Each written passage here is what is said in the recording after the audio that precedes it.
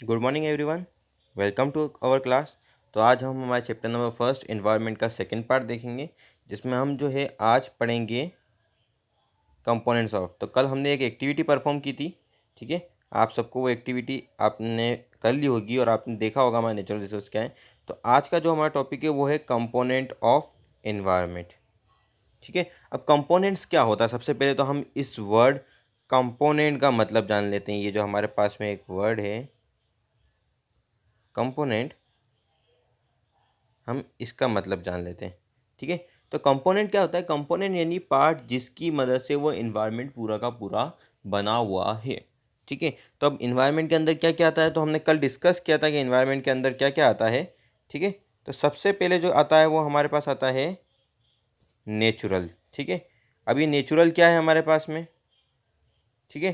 तो नेचुरल का मतलब होता है जो कि हमें भगवान से मिला हो, ठीक है। जो हमने नहीं बनाया हो उसे हम क्या बोलते हैं? नेचुरल बोलते हैं, ठीक है। सेकंड पे क्या आता है हमारे पास में? ह्यूमन मेड, ठीक है। अब ये ह्यूमन मेड क्या होता है अपने पास में? तो वो चीज़ जो हमने बनाई हो वो क्या होती है? ह्यूमन मेड होती है, ठीक है। और थर्ड क्या आता है? खुद ह्यूमन, ठीक है। तो ये तीन कंपोनेंट होते हैं हमारे पास में एनवायरनमेंट के, नेचुरल, ह्यूमन और ह्यूमन मेड, सॉरी, हाँ ठीक है, natural, human made and human. तो इन तीन कंपोनेंट के बारे में हम बात करेंगे, ठीक है। तो हम सबसे पहले जान लेते हैं कि नेचुरल कंपोनेंट्स क्या होते हैं अपने पास में, ठीक है। तो सबसे पहले हमारे पास में हम जहाँ पे रहते हैं, मैंने कल बताया था लैंड। तो लैंड क्या हो गया हमारे पास में? नेचुरल कंपोनेंट हो गया, जिसको हम टेक्निकल टर्म में लिथोस्फियर बोलते हैं। क्या बोलते हैं? लिथोस्फियर। क्लियर है? ठीक है। सेकेंड होता है हमारे पास में एयर। एयर को हम टेक्निकल टर्म में एटमॉस्फेयर बोलते हैं। क्या बोलते हैं? एटमॉस्फेयर, ठीक है। थर्ड होता है हमारे पास में वाटर, जिसको हम बोलते हैं हाइड्रोस्फियर, ठीक है। हाइड्रो मतलब पानी होता है, इसलिए इसको क्या बोलते हैं? हाइड्रोस्फियर, ठीक है।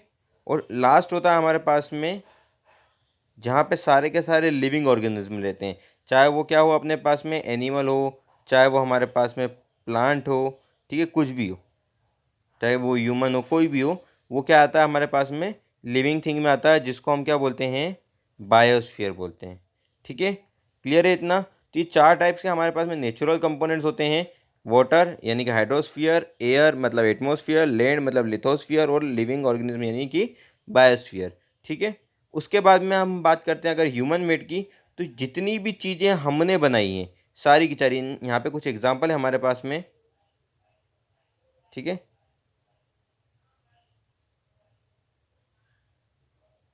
पार्क्स हो गए, बिल्डिंग्स हो गई, ब्रिजेस हो गए, रोड्स हो गए, मोनूमेंट्स हो गए, इंडस्ट्रीज़ हो गई, ये सब क्या हैं? तो ये सब के सब हमारे द्वारा बनाई हुई चीज़ें हैं, तो हम इसको क्या बोलते हैं? Human made thing. तो ये जितनी भी हमारे पास में चीज़ें आपको दिख रही हैं, ये सब क्या हैं? Human made thing. ये हमने बनाई है हमारे हाथों से, इसलिए हम इसको क्या बोलते हैं? Human made things. और भी जितनी टेबल, चेयर, ठीक है, लाइट, बल्ब, जितनी भी चीज़ें हैं सब के सब क्या है? हमारी ह्यूमन मेड थिंग्स है, इसे हम इन्वायरमेंट में इंक्लूड करते हैं। और सेकंड आता है, थर्ड आता है हमारे पास में ह्यूमन। तो ह्यूमन क्या होता है? चाहे वो अकेला इंसान हो, चाहे वो फैमिली हो, चाहे वो पूरी की पूरी कम्युनिटी हो, चाहे वो रिलीजन हो, चाहे वो एजुकेशन सेक्टर यानी स्कूल हो, चाहे वो इकोनॉमिकल यानी शॉप्स वगैरह हो, चाहे वो पॉलिटिकली हो, कोई सी भी चीज़ जो होगी वो क्या में आएगी? ह्यूमन में आएगी। अगर कोई चीज़ ह्यूमन है, जहाँ पे ह्यूमन का इन्वॉल्वमेंट है, इंसानों का इन्वॉल्वमेंट है, तो वो काय के अंदर आएगी? ह्यूमन के अंदर आएगी। तो ये तीन चीज़ों से मिलके हमारा पूरा इन्वायरमेंट बना हुआ है। नेचर सबसे पहले, सेकेंड पे ह्यूमन मेड और थर्ड पे ह्यूमन खुद, ठीक है। थोड़ा सा और पढ़ लेते हैं हम इसके बारे में। From the above convention you understand that the place, people, thing, nature and the surround any living organism is called environment, ठीक है। वो जगह जहाँ पे कोई भी हो, चाहे इंसान, जानवर, चीज़, कुछ भी रहता हो, उसे हम क्या बोलते हैं? इन्वायरमेंट बोलते हैं, ठीक है।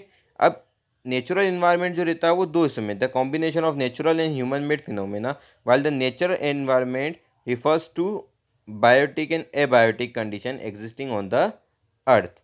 ठीक है, नेचुरल इन्वायरमेंट किन दो चीज़ों पे बना हुआ है, बायोटिक पे और एबायोटिक पे। तो बायोटिक क्या होता है, वो चीज़ जो कि जिसके अंदर सारी की सारी लिविंग ऑर्गेनिज्म आ गई, उसको हम क्या बोलते हैं, बायोटिक। ठीक है, चाहे वो एनिमल हो चाहे प्लांट, एनिमल में ह्यूमन को इंक्लूड कर दिया गया है। ठीक है, ह्यूमन भी एक तरीके का सोशल एनिमल होता है। ठीक है, इसलिए। और एबायोटिक में क्या आता है हमारे पास में, non living things. Non living things कौन सी, जो हमें नेचर से मिल रही है। ठीक है, इसमें हमारे पास में एक स्पेशली वर्ड आएगा, वो थिंग जो कि हमें नेचर से मिल रही है, उसे हम इंक्लूड करेंगे इसके अंदर। ठीक है, नेचर से मिलने वाली नॉन लिविंग थिंग्स, जैसे कि एयर, वाटर, माउंटेन्स।